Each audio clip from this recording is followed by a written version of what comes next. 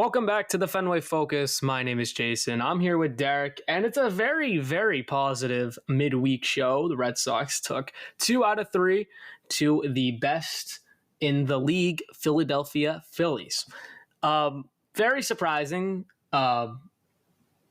because the Sox split the series against the White Sox this past weekend, and the White Sox are historically bad, and the Phillies are on a different level. They have a lot of great guys but they have a lot of injuries too. But they're still a really good team. So I'll pass it off to you, Derek. How you doing, and how do you feel after this series? I mean, I feel good because someone predicted the correct result for all three games individually, as well as the 2 of 3. Which is the 2 of 3 is what the one that really matters, but it's a little bit of icing on top to not only get the 2 out of 3, but also correctly predict which games they're going to win and the unfortunate game they were going to lose. I obviously said they're going to win the last 2 games of the series, and that's what they did.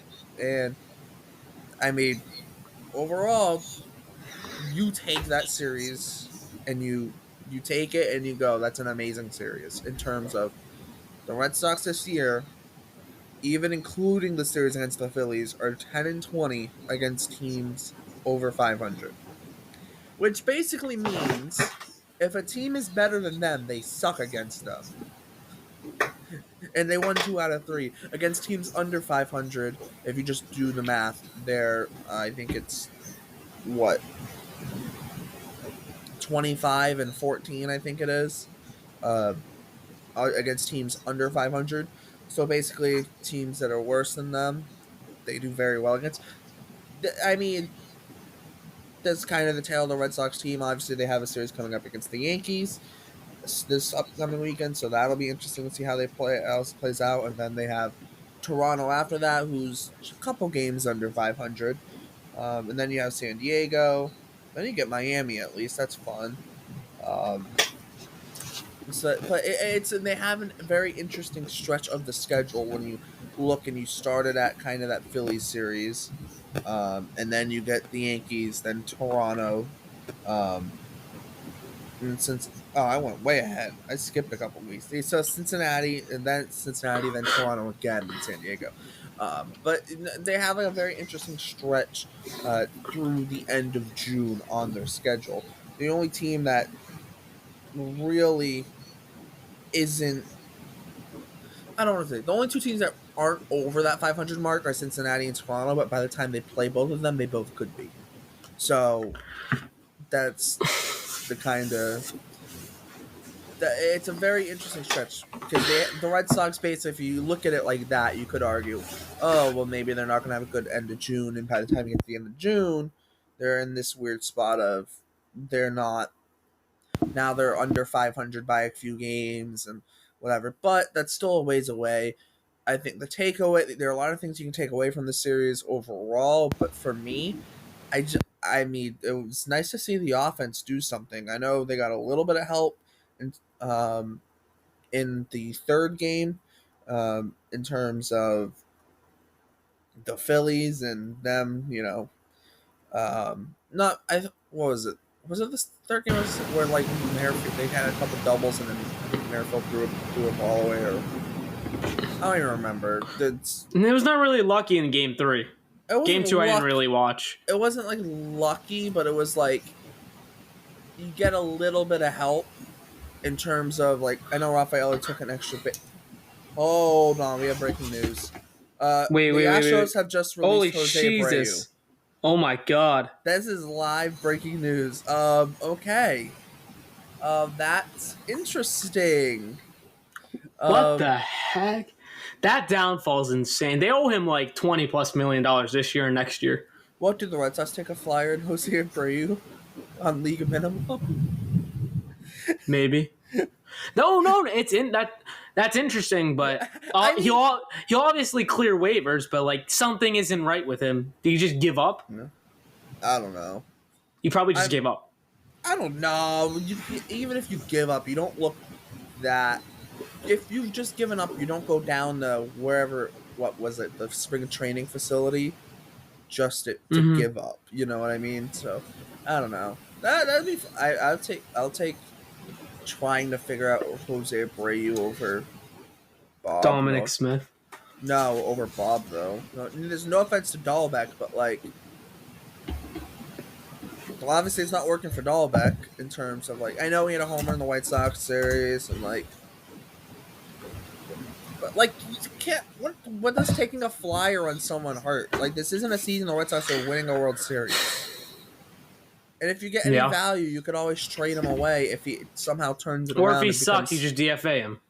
exactly just like you did with Garrett Cooper. And if he's good again, you just slide him to DH. Yeah. Well, then Yoshida's going to play left field, but or you That's could trade him fine. after the season and get something back from a team who maybe needs a first baseman or a DH. Depends when Casas is going to be ready, which That's true. he's definitely at least another month away. I'd say July at the early. I would argue Yeah, All-Star another break month. at the like after the All-Star break at the earliest. Yeah, that's about a month. I'm gonna actually dispute that because the minor leagues still don't play games during the All-Star break. So, as far as I'm aware, Yeah, because you have the Futures game. It's a break. so because of that, I think there's a chance if they want to give Costas a full-blown rehab, he might not be back to like trade deadline. Mm-hmm.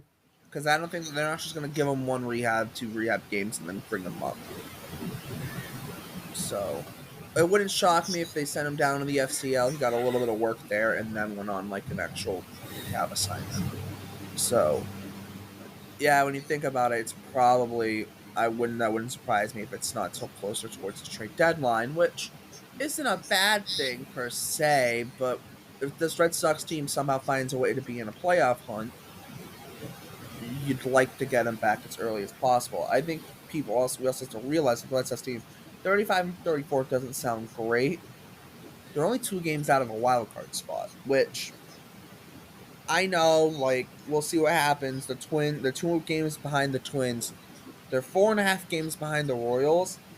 I'm not saying the Royals are going to fall off, but it's also the Royals. That also has to be taken into consideration, right?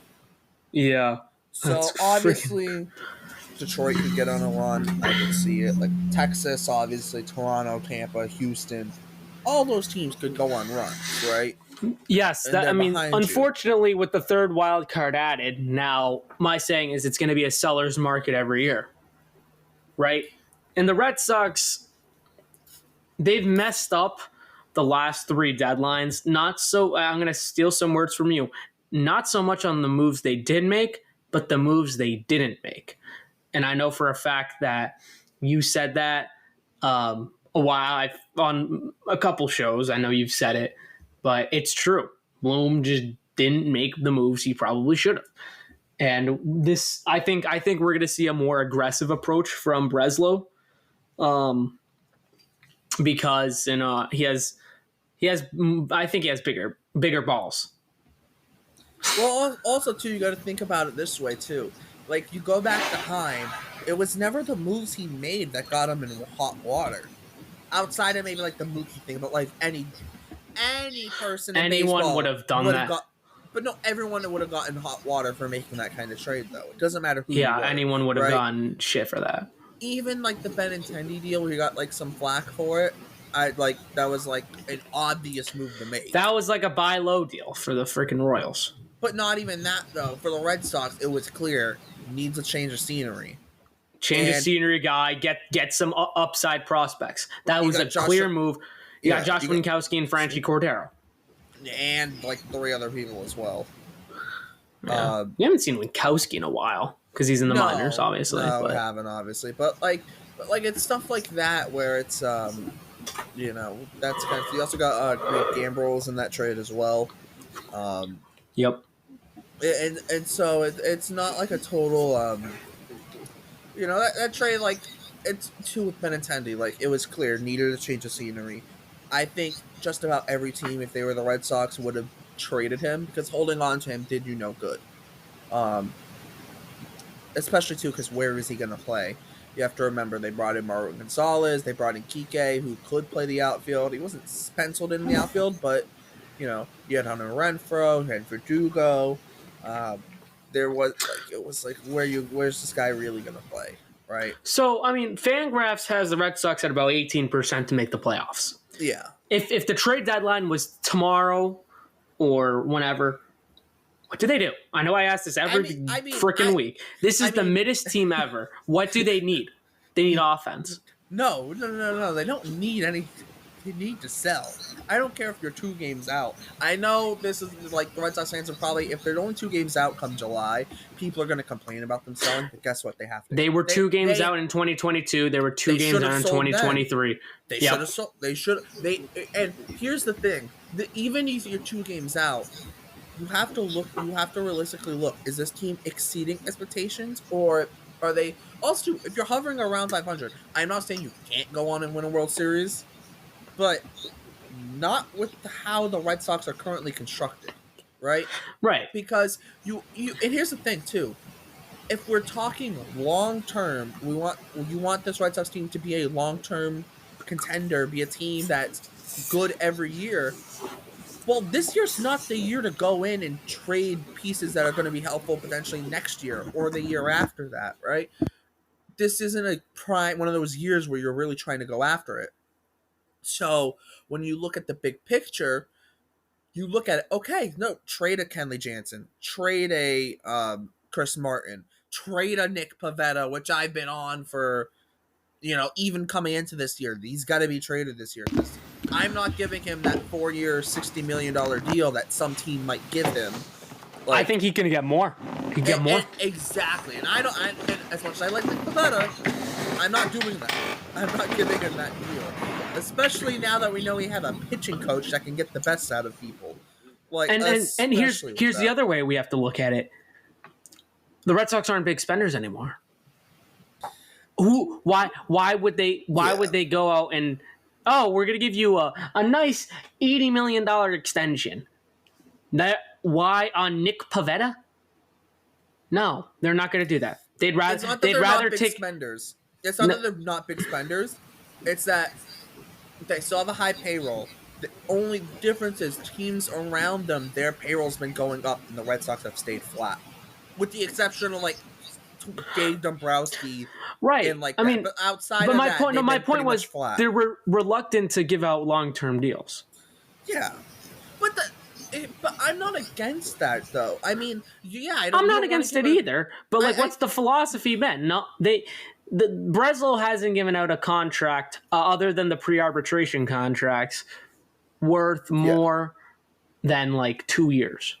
Yeah, but or longer than 2 years. But at the same time, too, most of those long-term deals are your big-name free agents, and are the Red Sox really in a spot where big-name free agents is the right move for them? Anytime recently, they really haven't been. Outside of Trevor Story, which I will still say was a good idea, but terrible, maybe not I don't want to say bad execution, but in a vacuum, Trevor Story made sense. But we're not in a vacuum if that right. If it was, but here's the other thing. Going back to the trade deadline, if it was Chaim Bloom, you would look at Costas and be like, "Oh, we're getting a huge addition back from injury by the trade deadline." So that's your acquisition. You are, but and you can't look at it like it. I mean, you're adding him to your team, but it's not the same, obviously, because it's not the same. But he would use that justification, right? Yeah, you're getting Liam Hendricks. You don't need a bullpen arm. That depends though on the market though, because if you're the Red Sox, and I mean, it is somewhat this year. I think there is a chance it could be somewhat more of a buyer's market in terms of you start looking at teams and what they need. It's Seattle needs offense. It's where are they going to get offense from? Do you think is Houston really going to sell? No. No. Are the Rays going to sell? Probably not till the off season. Is Toronto going to sell? No. Is Texas going to sell? No. If you go to the National League, even you start looking at teams. Arizona's not going to sell. What does Cincinnati have to sell offensively, right? They're St. not. Louis, unless they're selling Goldschmidt, but like, is Goldschmidt going to DH for the Mariners? Like, San Fran's not selling, Chicago's not selling. What does Pittsburgh really have to sell? Um, like the Mets probably aren't selling because they're only guys they could sell either give no effort, which means you're Starling Marte, or your contract's too big, which also means you're Starling Marte, but also some other guys too. Um, so in terms of maybe in terms of pitching, it might be a bit of a seller's market, but I think in terms of offense, there's a chance it could be a buyer's market because you start looking at the teams that are bad this year or aren't in the necessarily right up in that wild card race. Teams like Texas, Toronto, Tampa, Houston, like they're not trading offense. Exactly. They're not. So you start looking at the market, and this is It's where a the Red seller's Sox. market. I'd argue it's. It's not a buyer. Why is it a buyer's market? No, you know why? No, it's a buyer's market. You know why? Because the teams that are selling don't have many options. Because you start looking at the playoff teams, unless if the Dodgers are going for a shortstop, they're not looking for offense. They're looking for defense, right? But like a team like Seattle, they need, let's say Seattle or Cleveland want offense, right? Okay, who's trading them if a team's trading offense, who are you trading it to? Like, are the Yankees gonna bring in an extra bat? Probably not. Why? Where are they gonna play? Right? Baltimore, are they really gonna bring in an extra bat? Probably not. Where are they gonna play? Right? You start looking at that. The Phillies, are they gonna bring an extra bat? Probably not. Where are they gonna play? The Dodgers, unless it's a shortstop, probably not. And they're probably not looking for the greatest bat. They're just looking for a guy who can play shortstop every day, probably. Milwaukee, I mean, maybe, but Milwaukee's not the type of team to make that trade, right? So Yeah. you start, like, Atlanta, maybe, but, like, how interested are teams going to be in their prospects, right? So you start going down the line of, like, if you're looking to trade a bat at the deadline, you don't have many options. So you kind of either just going to keep that player, or you maybe have to take less in return because there's not as many teams trying to. If you look at the Cardinals and Paul Goldschmidt, if Paul Goldschmidt somehow turns it around, and they look at trading him at the deadline, where's he gonna go? How many teams really need a first baseman or a DH that are in the playoff contention or can use one? Because not a ton of them. Yeah. And that's what I mean in terms of, you would think limited options would mean it's a seller's market, but not really, because if you're a selling team, you can only deal with a couple of teams. Phillies, they have Harper, but you can move him to the outfield because you've had a lot of injuries there. But you need Schwarber. Schwarber has to DH, and I don't know if you're moving Harper. I don't know if they want to move Harper to the outfield. I think it's more. Then you move Castellanos to left because they have David Dahl playing left field now. But where's Gold? But like, if you're but then you have to trade for an outfielder, right? So and that's why. But if we go to my scenario of Paul Goldschmidt, what team? Where would he be traded? Hypothetically, Goldschmidt turns it around and really starts figuring it out, which he had been a little bit, but even then, it still hasn't been crazy. Tampa Bay. I don't think they're in that spot to trade for Goldschmidt. No, too much contract, too many contract. No. But also to Tampa too. They're 33 and 36 right now. Not that far out of a wild card spot. No, either. But also too, Tampa's not taking on that money. Here's an interesting team to watch: Kansas City. Yeah, but they have Pasquantino at first, and I know they want Salve to probably DH too at times. Exactly. So there goes that. You know what I mean? And that's the thing too. And so in terms of I think it's going to be position dependent in terms of whether it's a buyer's or seller's market. Pitching side of things, it's definitely a seller's market because everyone needs pitching, right?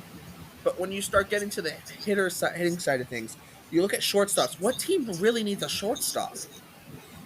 What team really needs a catcher? What team really needs a center fielder? Because even if your center fielder doesn't hit, they probably play really good defense. Because you look at teams in the postseason. I mean, J-Rod's been struggling for Seattle, but he's still J-Rod. Cleveland, I know they did send Miles Shaw down to the minor leagues, but they've been putting guys out there who are more defensively strong in center field historically over the last couple of years. I mean, the easy one's pitching. Exactly. That's You can never have absolutely too a much seller's pitching. market. That's absolutely a seller's Seller's market, market. and that's what the Red Sox are going to have a surplus of, right? Jansen, Martin, Pivetta. You could even listen on guys like what's his face? I'm blanking. Uh, Criswell. That's Yeah, what I don't know. you could. I mean, you As, could. as as depth, as depth, he's not a bad depth option. Although you might want to keep him for the rotation. Right, exactly. Because But he's under team control for a little while too. yeah, but I mean, you could listen on who could you listen? I don't know I because a listen lot of on a their lot of guys have guys. a lot of their guys have control on the pitching side of things.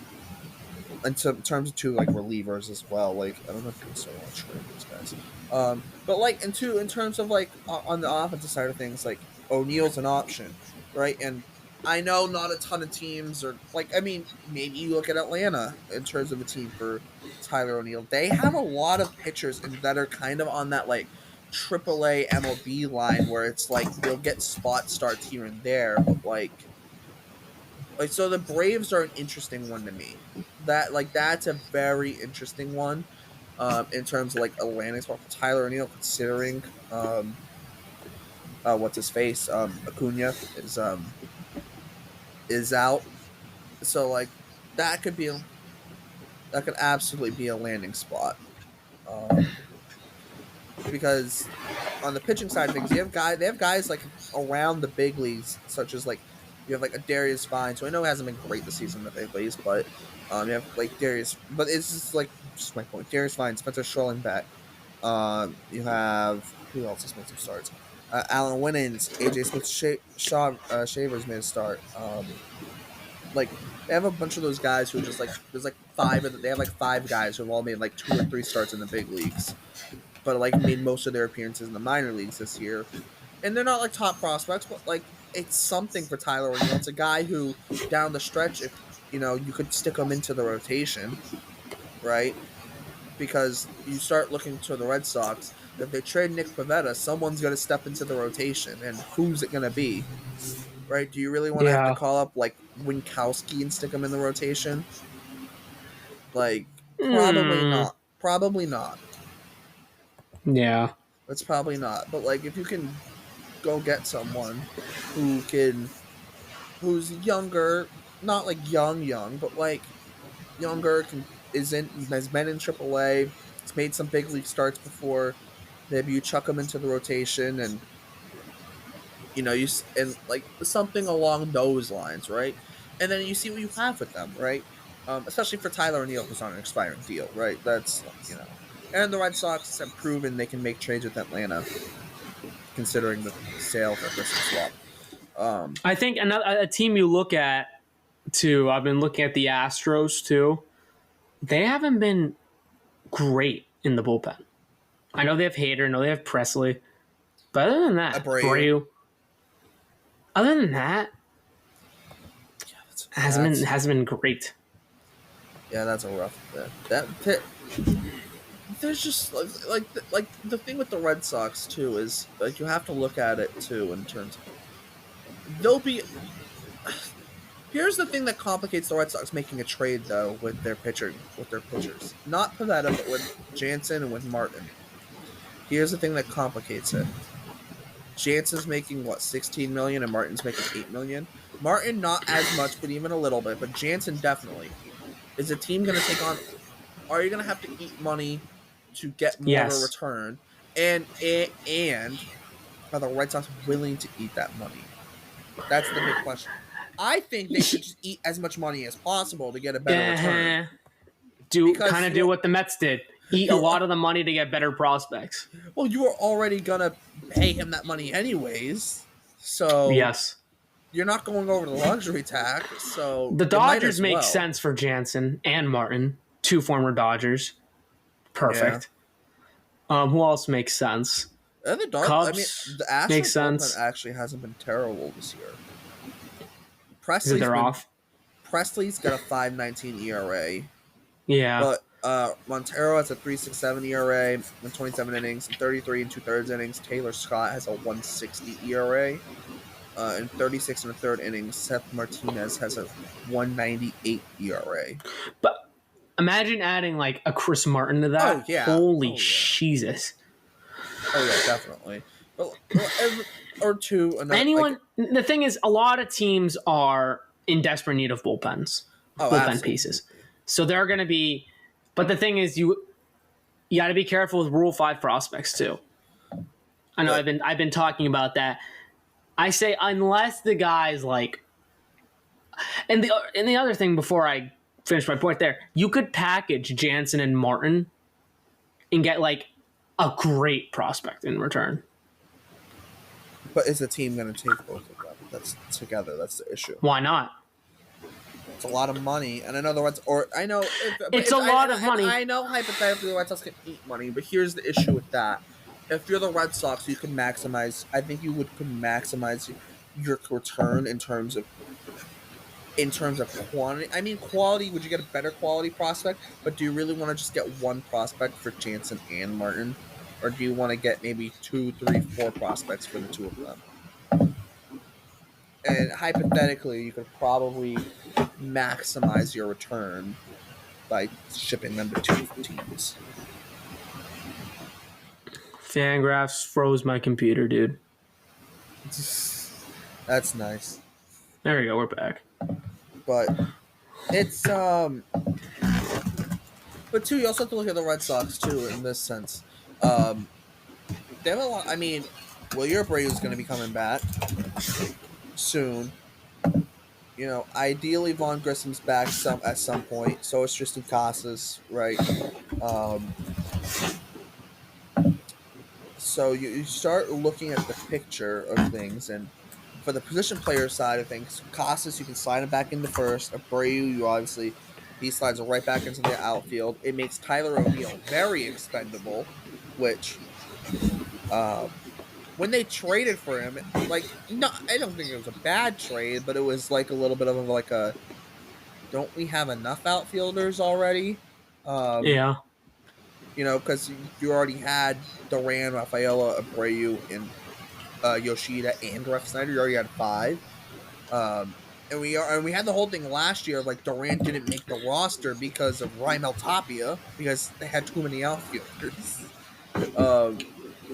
Which, I mean, in hindsight, worked out all right, but still. Here's the real question.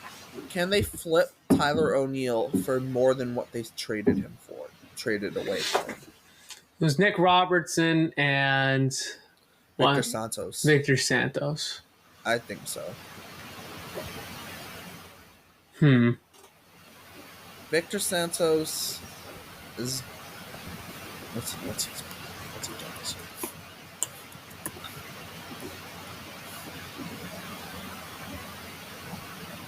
Victor Santos this year in AAA has a 6.35 ERA in 28 innings. Last year, between Portland and Worcester in 145 innings, had a 4.97 ERA. So basically, organizational depth and Nick Robertson. Oh, I love Victor Santos, but still, it's organizational depth, and then Nick Robertson. For Tyler O'Neill. Who Robertson this year has a 4.38 ERA in 8 big league appearances. In the minors, in AAA, he has a 2.84 ERA in 6 appearances in AAA this year. So basically, a borderline MLB reliever and an organizational depth starter, realistically. Can you beat that? I think you can. I think you can, but I wouldn't do it just to do it, you know? Do you really need O'Neill? Let's be honest. No. I think the Red Sox are trading from a strength there because not that they would actually do this, but here's the thing. If it worst comes to worst, David Hamilton can play outfield. Right? Worst comes to worst, he can play outfield. Worst comes to worst, you have Matthew Lugo tearing the living cover off of baseballs. And he's now in AAA. Nick York's gotten off to a hard start in AAA, and he's played some left field, right? I'm not saying that they're gonna, and any of these guys are. I'm not saying Lugo or York's gonna be in the big leagues this year, but worst case scenario, Abreu or someone, or Brady doesn't get healthy for whatever random reason, or someone else gets injured, or this guy gets hurt, a couple guys get hurt, it's not like they have a lack of options, right? You could very well look at Matthew Lugo and say he's Rule 5 eligible. Why not add him and see what he does, right? And let that be a deciding factor in whether you keep him past this year. Or even look at Nick York. If you're going to add him this offseason, which I would assume they are, because you don't not add a first-round pick to the Rule 5, especially when he's to the 40-man, when he's Rule 5 eligible, especially when he's in AAA. If they're going to add him anyways, maybe you take a flyer on him if you need an outfielder, desperately need an outfielder, stick him in left field and see what happens, right?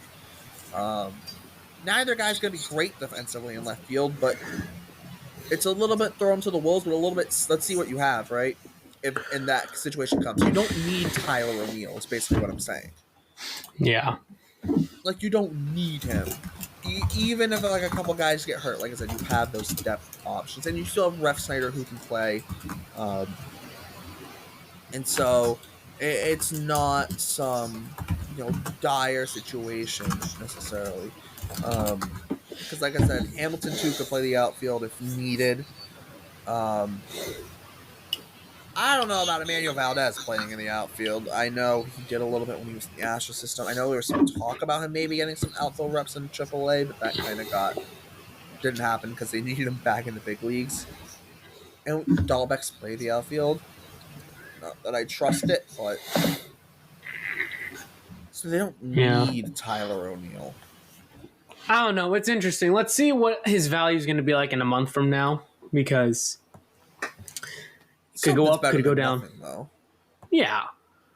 But I think the best thing you're going to get from him is a high 8 pitching prospect, which is fine. That's fine.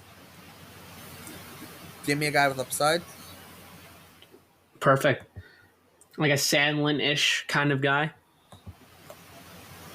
I can't believe they still got Sandlin. For John Schreiber, yeah. And Schreiber literally fit the Bailey mold of your fastball sucks, so you're not going to be able to throw your fastball. And Schreiber didn't throw a sinker, and it was just oh, that's perfect. You can be traded. He literally was because Schreiber last year was one of the guys. Yeah, exactly. That's why they traded Sale.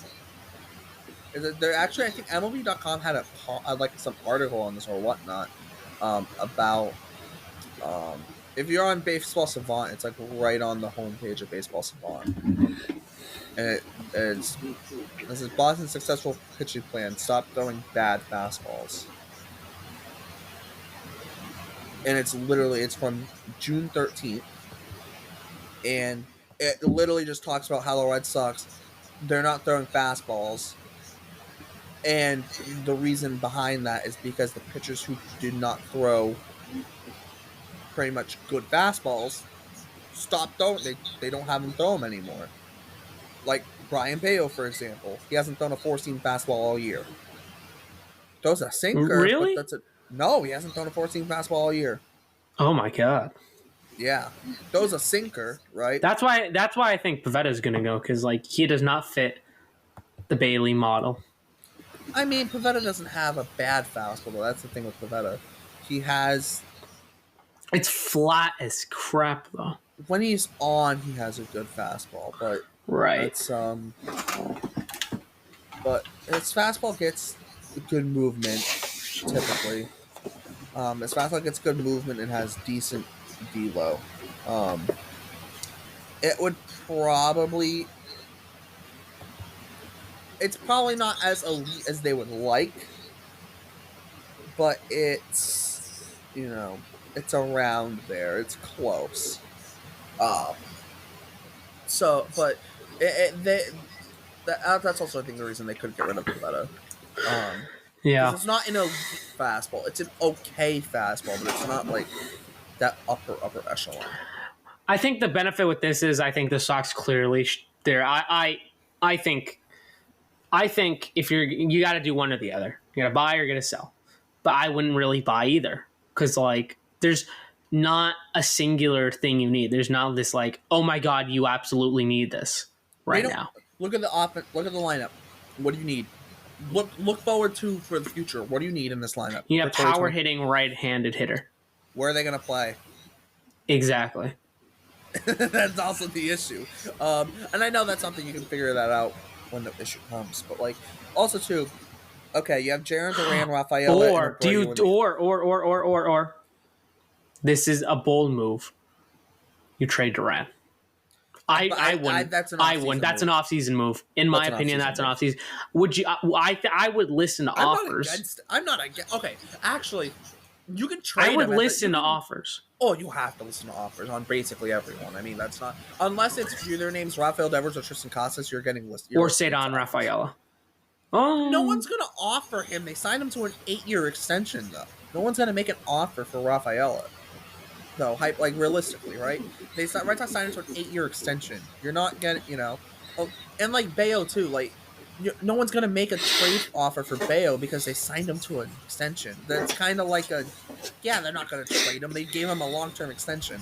So unless your name's Rafael Devers or Tristan Casas, like, or you recently signed a long-term extension, which basically means you're not going to trade it, you can be moved, right? So Jarren Duran, yes, listen to offers on Jarren Duran, but unless a team blows you out of the water with an offer, that's an off-season move. Yeah. And Yoshida can play left field. I'm going to live and die on this boat. Just let Yoshida play left field. He's not, unless you're in Baltimore. If you're in Baltimore, DH him. Do not send him in left field in Baltimore.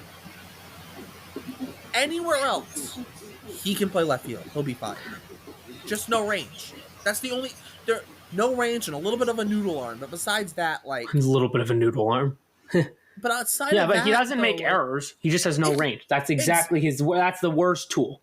That's his worst tool. And at Fenway, you have a green monster behind you, which means you don't need much range in left field. Like, where the ball's hit over your head, it's either off the wall or a home run. How difficult is that? Like, I know, I guess outs above average last year got kind of screwed because there were some balls that only at Fenway aren't outs because they're hit off the monster, and it's like, oh, he gets, like, ticked for that. It's like, and it's like, what is he supposed to do? The ball hit halfway up on the green monster. Even though it's like a pop-up. Like, what do you want the guy to do? Put a ladder on the ground of the green monster, climb up it, and catch the ball? Like, yeah.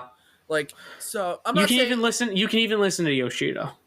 No, but no one's trading for Yoshida. Listen. I said listen. No one's trading for Yoshida. You never know. No one's trading for him. You never know. No one is trading for him. You never know. Not happening. You never know. But here's the other thing. And I understand the outfield defense has been amazing this year, and that's why they don't want to put Yoshida in left field. It's one position. You have an elite center fielder and a very, very good right fielder. Your left fielder doesn't need to be great defensively if they're going to hit. And Yoshida, I know he hasn't hit amazingly this year. I don't know. Maybe if he played left field, maybe he'd hit better. I don't know. Some guys just don't like DHing. Yeah. There's that. Who knows? And I think, too, you also have to look in it in a way of you're pretty much locked in everywhere in terms of, like, next year. You start looking towards next year. Unless guys get traded, Yoshida's your DH. And you have that same outfield to Duran, Rafaela, and Abreu. Your corners are set with Devers and Casas. Trevor Story's playing one in the middle infield spots. And the other one is either Vaughn Grissom or Marcelo Meyer. Your catcher spot's Kyle Teal potentially, but like even if not, you still have Connor Wong, right? So it's not like a rush to bring Kyle Teal up. And the backup catcher spot is like a who cares, right? But Reese McGuire or whoever it is, like it doesn't matter who it is, realistically. So it's a backup catcher. Like if it's Reese, if it's someone else, it doesn't really matter, right? So in terms of position players, they can be creative in the way they package people. Yeah, that's the thing. I think now they could package people. Before it's been like, oh, just sell this piece, sell Christian Vasquez. I mean, I or think sell that's more, Kike Hernandez. but that's more off season. I think that's more in the off season where they get creative, in that sense. Because Well, now they have the flexibility because, like, boom, if you package Martin and Jansen, I know the money. Assuming the Red Sox should just retain a lot of the salary. Boom, that's an easy eighth inning, ninth inning, and boom, that's a lockdown bullpen option. Boom, you can get a good prospect in return. That's my point. That is true. You put the same. Here's what I think. Here's what I'm starting to think though. You know what team could probably use a center fielder? What team? American Cleveland. League, National League, Cleveland. Cleveland. Why? Because they have Straw.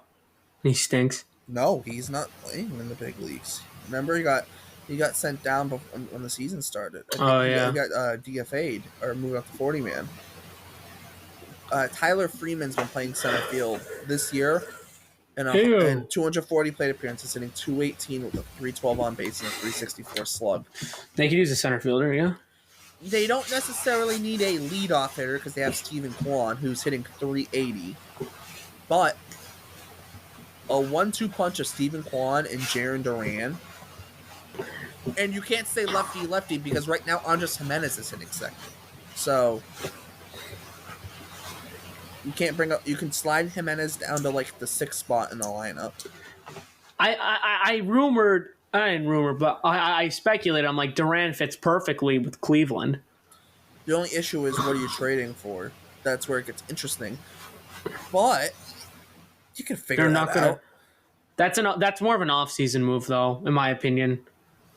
That's true, but at the same time, because like ideally you want one of the Cleveland starters, but obviously they're not going to trade a starter. You don't need one of Cleveland's starters, though, realistically. Logan Allen has a 5.57 ERA. Carrasco has a 5.50 ERA. McKenzie has a 4.10 ERA. Beebe has a 3.94 ERA. Ben Lively has the best ERA at 2.59. Right, but my point is they're not going to trade one of their pitching rotation pieces at the deadline.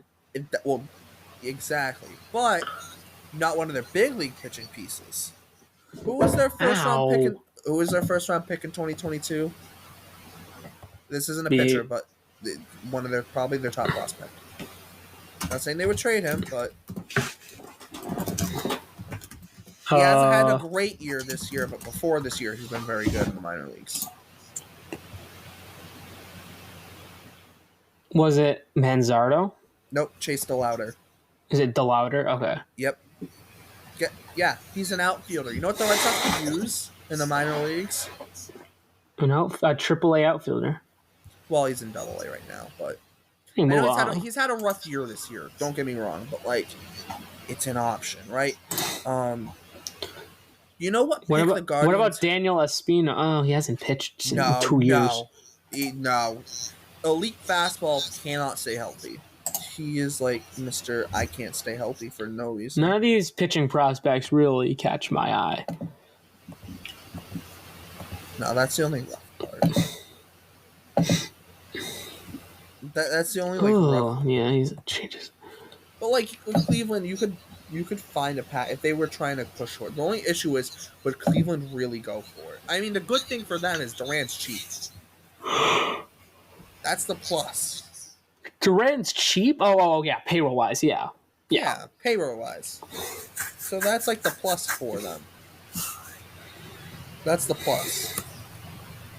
I mean, you start looking at other teams. I mean, not that Seattle needs a center fielder, but they need offense. They need, yeah. That's a team that has pitching. But yeah, but they're pitching much different philosophy though.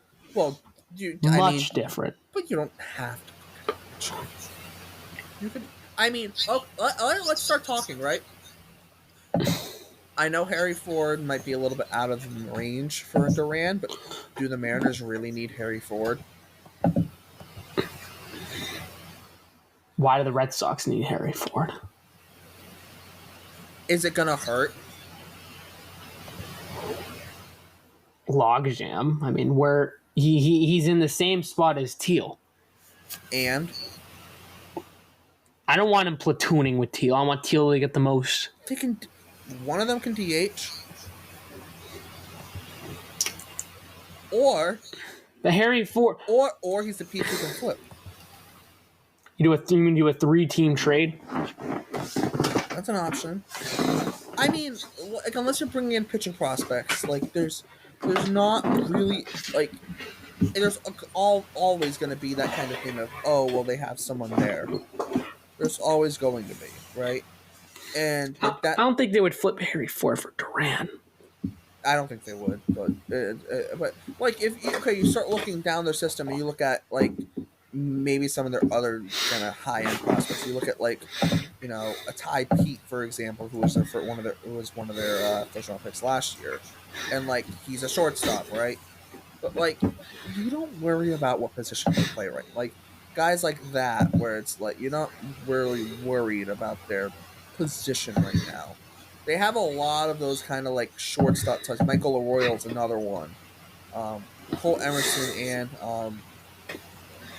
Cole Emerson's another one who's in low A. They have so it's 3 shortstops they have in low A that are all kind of around that same level. I know Cole Emerson's injured right now, but he. You know what another interesting team is? Kansas City. They need a center fielder. It doesn't. Do they though? They have Kyle Isbell. Yeah, and he's really good defensively, as far as I'm aware. What do they need? They need offense, don't they? I mean, if they could put him in left field, but like. But MJ Melendez is playing left field, but they have Adam Frazier platooning in right field. Kyle Isbell this year defensively. Oh no! Isbell last year had 13 defensive runs saved and 11 outs above average. Well, that's in 700 innings in center field. Yeah. Never mind. Nope, he's staying. Exactly. That's what I'm saying. Oh, they have Renfroe too. Yeah, they have Renfroe. But it still could make some sense. I mean, they could put him in left field. Melendez hasn't been great. Yeah, exactly. Melendez has been platooning with Garrett Hampson. Or not, no, Darian Blanco. That's rough. I mean, I don't want to say Minnesota, but Minnesota. Austin Martin played left field their last game. That's not great. But they have Buxton. Manny Margot. Manny Margot, who's Buxton could very well DH. Buxton could very, very well DH. Also, you can't bank on Buxton saying you want to know something funny about Minnesota? They have Zach Weiss on the 60-day. Great. But like former friend. Minnesota's an interesting one. I know we don't necessarily want to bring in like 40-man guys necessarily, but Minnesota has a pitcher that's very interesting. David Festa's very interesting. I'm not saying they would trade him. We'll see. For the right, I'm not saying they would trade him, but like that's interesting. That's a guy who's very interesting. Like they have like, and the Twins actually have some pitching prospects. Marco Reyes there.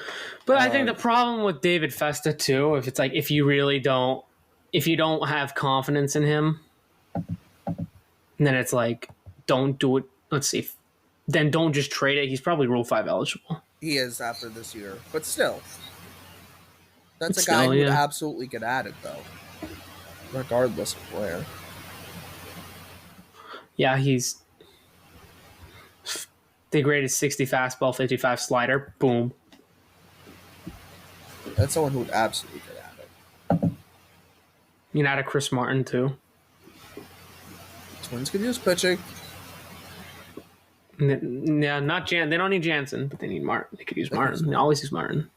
Yeah, I mean, like there's so many different routes where like things can go with this Red Sox team in terms of at the deadline and what options they have. Obviously, you kind of get yourself into a little bit of a rabbit hole when you really start looking towards teams. But like, I mean, let's look at a team who could use a starter, right? Let's see, who could use a starting pitcher? I don't know, the San Diego Padres. I always use one. I mean, well, you look, Darvish and Musgrove are injured, right?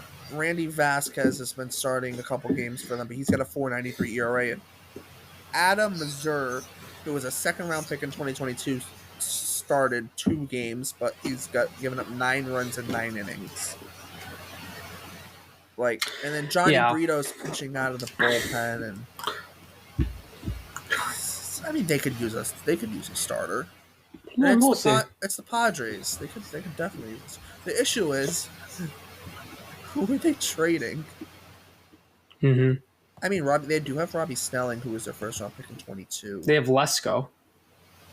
Are you gonna get Lesko for Pivetta though? No. I don't think you'd get Snelling either, but no. But if you maybe package Pivetta and Jansen, keep their salary.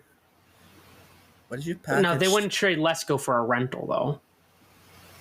What if you packaged Duran with Pivetta? He was linked to San Diego earlier in the season, but here's the issue though. Where's Duran going to play? Center field. Don't they have Merrill? Slides to left and Profar DHs because Profar sucks defensively. Then right now, David Peralta's listed as. Machado's been DHing recently because he kind of tweaked something, but David Peralta was DHing. David Peralta was DHing. Yeah. So ideally, you'll have Machado at third. Machado at third, Kim at second, Kim at short, Cronenworth at second, Arise at first. That's what they've been doing, which is smart. And then Bogarts is out too for a while. Bogarts sucks. He does. Let's be honest. Also, too, you have Tatis in right. You have you can put Duran in center, you can put Merrill in left, and then you can DH Profar. And when then Bogarts comes back, you figure it out. But you can very well figure. I mean, Ha-Seong Kim hasn't had the greatest offensive year this year. I mean, he's great defensively, so it doesn't really matter. But Ha-Seong Kim's only in 222 this year. Machado's gonna probably need off days. That's a team where they could really spread out their off days once Bogarts was healthy if they were to add a piece like a Duran.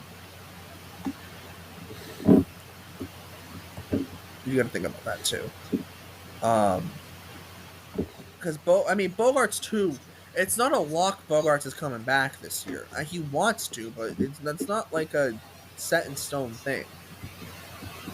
You know. So yeah. If you flip Duran and Pivetta to San Diego, maybe you could bring back a Lesko. We'll see. I don't know. Which you start, and that's a package. I mean, you start with that, and then, okay, that starts to get interesting, right? And I think that maybe you look at maybe a couple other pieces as well. Yeah, you probably could get Lesko because Preller's an idiot.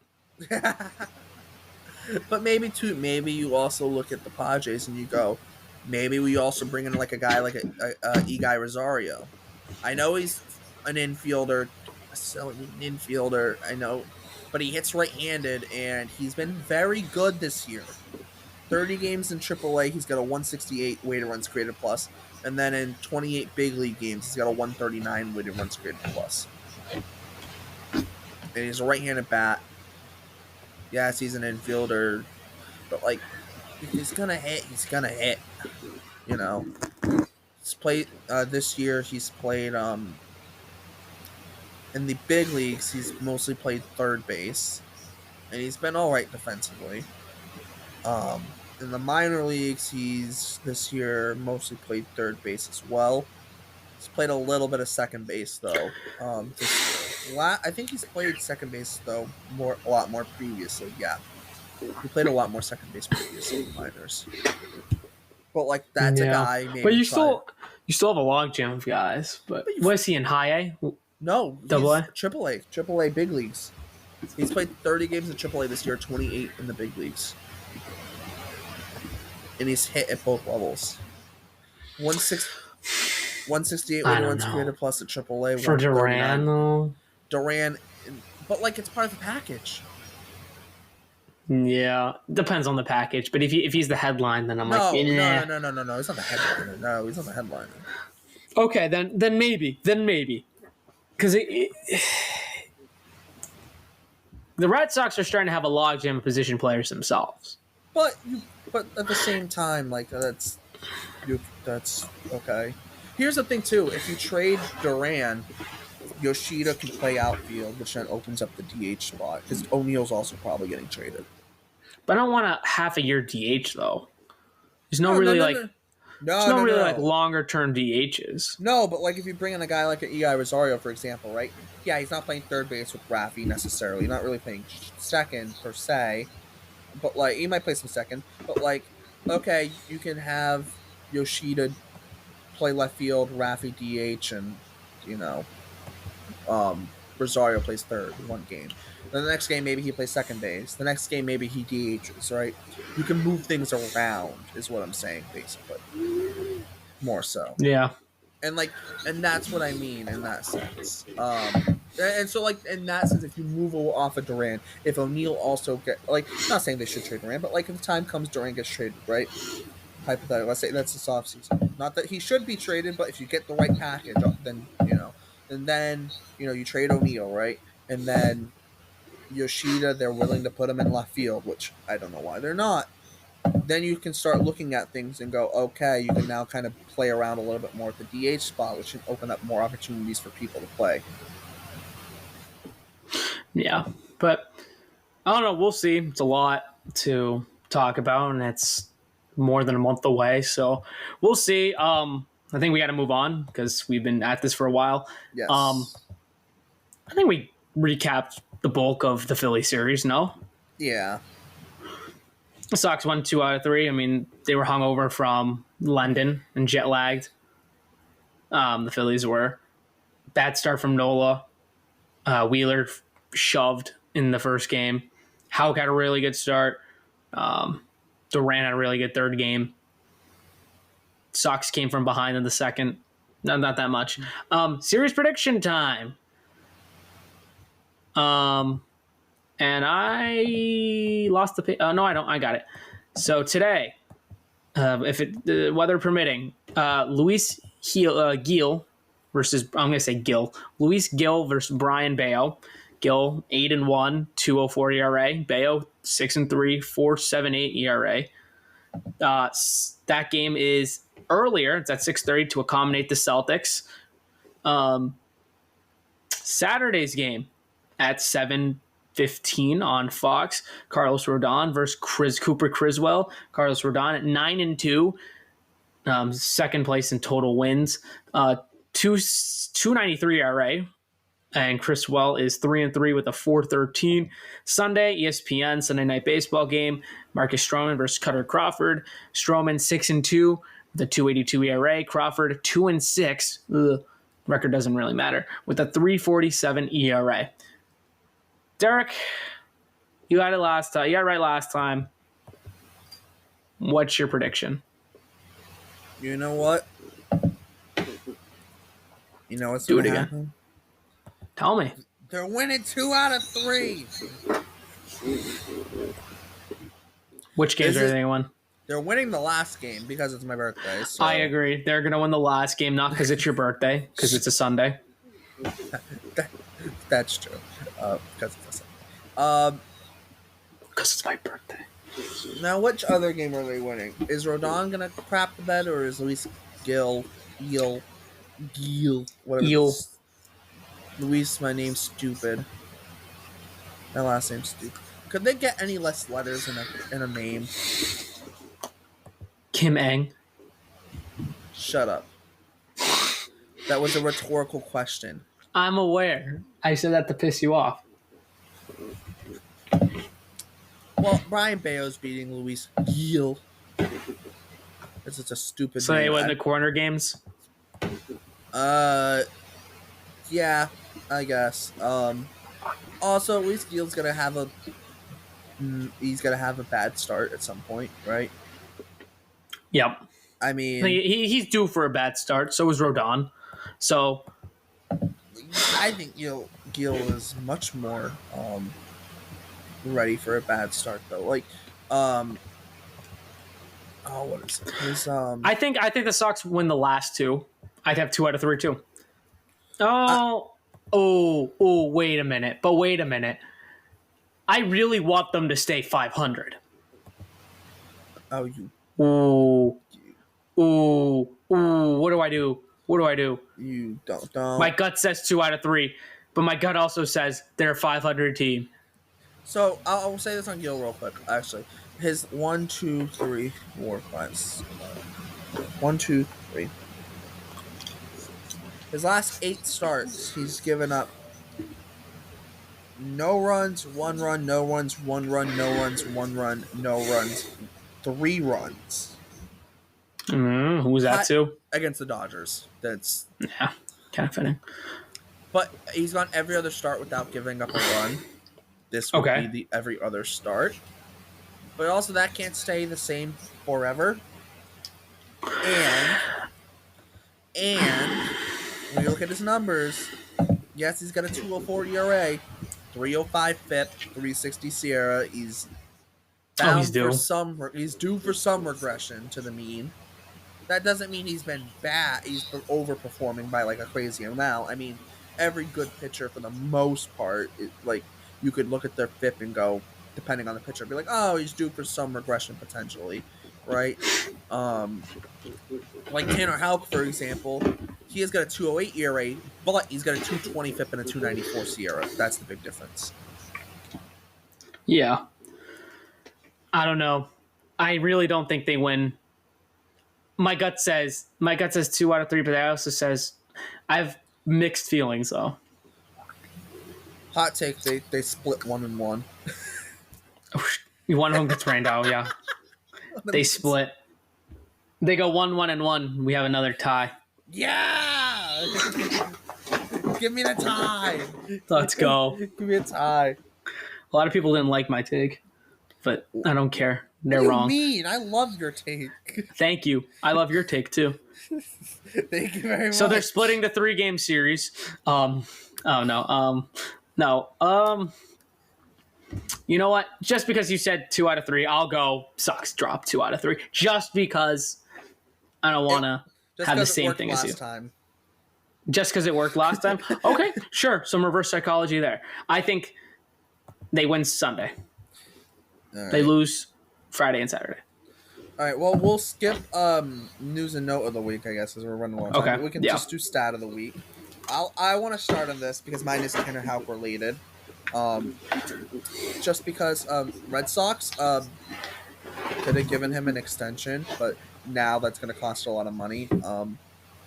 Like I said, 2.08 ERA, 2.20 FIP, 2.94 Sierra, 3.1 F4. He leads all MLB pitchers in F4, which is wild to think about. That's crazy. That is so wild. And here's the thing with Houck. Fangraphs has a dollars stat, which is WAR, which is F4 converted to a dollar scale based on what a player would make in free agency for that year. Houck's dollar value is $25 million. What? So hypothetically, if Houck were to hit free agency after this year, based on that year and his WAR, he'd get a 1 year. He'd be worth a 1 year deal for $25 million, and that's based on the fact that he's only pitched 91 innings. Wow. You got to think about that as well, which is crazy. Houck has been very like. I know I'm gonna say Houck has been elite this year. He has been. And if you want to get better, Fangraphs does have a Cy Young predictor thing. It's a projection, Cy Young projections. Tariq Skubal's one. We've talked about Skubal being one before. Who's number 2 for Houck? Yeah, Tanner Houck's number 2 in terms of. I would have thought it was Crochet, then Houck. Well, Houck's number 2 in terms of FIP Cy Young points. In terms of regular Cy Young points, he's 3rd with Corbin Burns being 2nd, but we don't care about Corbin Burns because Corbin Burns too. They also project him to be better the rest of the way. because he has a little bit more of a track record. Yeah. Crochet is I think he's fourth in both. Yeah. I could see him having a dip. But like even Haupt's rest of season projections per Fangraphs. Here's the big thing. Here's the big thing about it. His rest of season projections are for him to make. It says 21 appearances, 17 starts, hypothetically. Or just say 17 starts, because that'll get him to 31. They say 97 more innings, and they have a 3.85 ERA. I don't believe he's having a 3.85 ERA. But when you look at the Cy Young predictor, it says his projected stats for the end of the year are 188 innings with a 2.97 ERA and a 4.8 F4, which would be second in their projections behind only Tony Skubal. So you're telling me Houck basically is going to be a finalist for the Cy Young, basically. Which is insane because the Red Sox now may or may not have their ace. Which is wild to think about if you go back to this offseason and how it was the whole thing of the Red Sox need an ace. They need like 2 starting pitchers, yada, yada, yada, whatnot. I think they found their ace. I think they'll be okay. It wouldn't hurt to add another guy who's that caliber. Can't hurt. But they might have their ace, and they have their ace for cheap. Develop pitching, ladies and gentlemen. Yeah. It pays off. You know what the Red Sox are doing right now? Developing pitching. That's what they're doing. For once. And it is amazing. Okay, that's your stat of the week. My stat of the week, I'll keep it short and sweet because we're over an hour. So the New York Yankees are 49-22, best record in all of baseball. They have a run differential of plus 127, which, let's see, is that the best in baseball? It is. Boo! I hate it too. They're just lighting the world on fire right now. The world, I mean the league. However, the Yankees this season have grounded into the most double plays this season at 65. For context, there's a spider. I gotta go kill it. Killed it. Sorry. Oh my god. For context, second place with 63 is the Padres. Third place with 59 is the Marlins, then the Astros, then the Giants, then the Blue Jays, then the Rockies, the White Sox, Diamondbacks, Twins, and that's 10. That's 10 teams I listed. Only, including the Yankees, 3 of those teams have a record above 500. And it's the Padres and Twins. And the Padres are 2 games above 500, and the Twins are 5 games above 500. Makes you wonder how sustainable this Yankee offense is. They're getting a lot of luck. I know they've played 71 games, which is a lot, because a lot of teams have played only like 68, 69. Nice. I don't know. It's interesting. It's one of those outlier stats.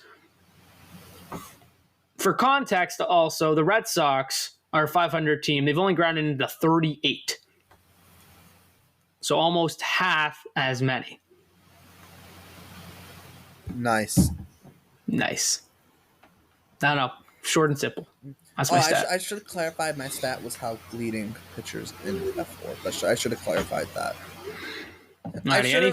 I probably should have clarified that. Yeah.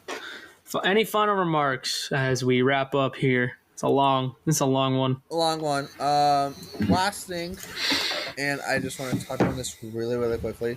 Houck is 4th in pitching plus this year among qualified pitchers. He has a 108 pitching plus, only behind Jared Jones with a 111 pitching plus. Corbin Burns. We love Jared Jones. And then Corbin Burns and Zach Wheeler with a 109. Skubal also has a 108 pitching plus. So basically what I'm saying is Houck is legitimately an elite pitcher this year in terms of stuff and command and putting the whole package together. He's been elite, and then the numbers also show it too. ERA, FIP, Sierra, F4 all show it. So Tanner So it's Houck, legit. it's legit, right? Pretty much every single metric backs it up. Is what I'm saying. So yeah, Tanner Houck for Cy Young. Get those boats rolling. Yeah. Alrighty. For Derek, I'm Jason. Thank you for tuning into the Fenway Focus, and we'll see you on the next one.